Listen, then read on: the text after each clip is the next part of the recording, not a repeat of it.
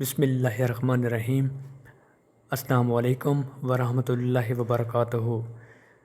مرزا عبد القادر بیدل دہلوی لکھتے ہیں، مرگ می خندد بفہم غافل من تھا ابد، مرگ می خندد بفہم غافل من تھا ابد، بی تو گر یک لحظے خود را زندے باور می کنم، کہ جس لمحہ میں یہ تصور کر لوں کہ تمہارے بغیر زندہ رہ لوں گا، میری اسی سوچ پر، اسی کم عقلی اور خام خیالی پر موت جو ہے وہ ہنستی ہے، وہ میرا مذاق اڑاتی ہے۔ جس طرح بیدل دہلوی پہلے مصرعے میں کہتے ہیں، مرگ می خندد بفہم غافل من تھا ابد، کہ موت اسی لمحہ مجھ پر، میری خام خیالی پر ہنستی ہے، بی تو گر یک لحظے خود را زندے باور می کنم، کہ جب اس لمحہ، کہ جس لمحہ میں یہ تصور کر لوں کہ میں تمہارے بغیر زندہ رہ پاؤں گا۔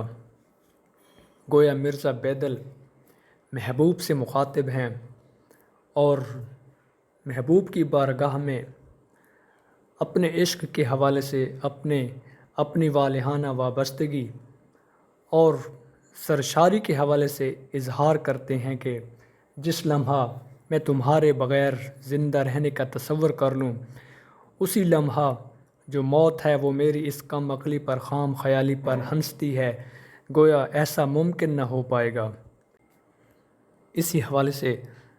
مرزا اسد اللہ خان غالب کا ایک شعر بھی پیش خدمت ہے، لکھتے ہیں،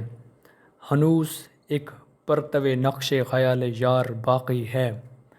ہنوز ایک پرتو نقش خیال یار باقی ہے، دل افسردہ گویا حجرہ ہے یوسف کے زنداں کا۔ غالب کا اپنا طرز تحریر ہے، انداز بیاں ہے اور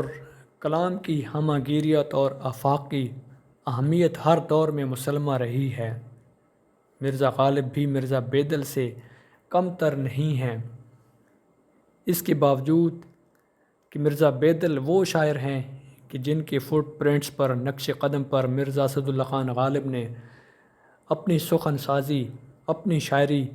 کی عمارت تعمیر کی بنیاد رکھی۔ جس طرح مرزا بیدل اپنی مشکل پسندی اور پرپیچ اسلوب کی بنا پر اپنی الگ انفرادیت رکھتے ہیں، ٹھیک ویسے ہی مرزا غالب کا بھی منفرد طرح امتیاز ہے۔ پیش نظر شعر میں جس طرح مرزا بیدل نے اپنے فارسی شعر میں ذکر کیا کہ محبوب کے بغیر زندہ رہنے کا تصور ہی نہیں ہو سکتا، اور اگر وہ تصور کرے بھی تو جو موت ہے اس کی اس کم عقلی اور خام خیالی کا مذاق اڑاتی ہے، اس پر ہنستی ہے، ویسے ہی غالب نے اپنے مخصوص انداز میں کیسے دلکش اسلوب کے ساتھ خامہ فرسائی کی ہے کہ ہنوز ایک پرتو نقش خیال یار باقی ہے، کہ ابھی تک اس کے وجود میں، اس کی سوچ کی گہرائی میں محبوب کے تخیل کی، محبوب کے تصور کی جو پرچھائی ہے، اس کا جو سایہ ہے، اس کے نقوش ابھی تک موجود ہیں، اور یہ اس قدر گہرے ہیں کہ جن کو بھلانا، ختم کرنا ناممکن ہے۔ دل افسردہ گویا حجرہ ہے یوسف کے زنداں کا، اور محبوب کے تصور کی، اس کے خیالات کی جو پرچھائیاں ہیں وہ اس قدر گہری ہیں کہ وہ مستقل طور پر دل میں موجود ہیں، ان کو ختم نہیں کیا جا سکتا۔ تو دل کی جو کیفیت ہے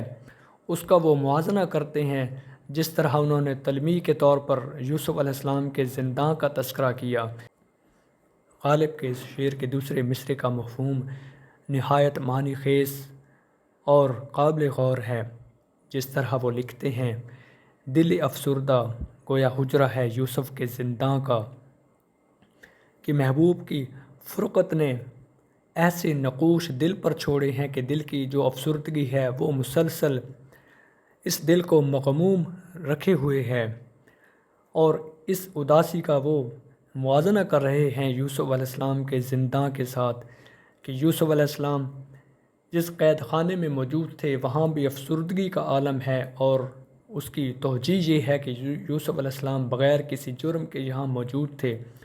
اور قید و بند کی صعوبتوں کو برداشت کر رہے تھے۔ تو غالب اپنے دل کی افسردگی کو اپنے جو سخن سازی کے مخصوص اسلوب کی بنا پر اس کا موازنہ کرتے ہیں کہ جس طرح یوسف علیہ السلام کہ زندان میں افسردگی کا عالم ہے، ٹھیک ویسے ہی محبوب کی فرقت نے اس دل کو مسلسل مغموم اور افسردہ کر دیا ہے۔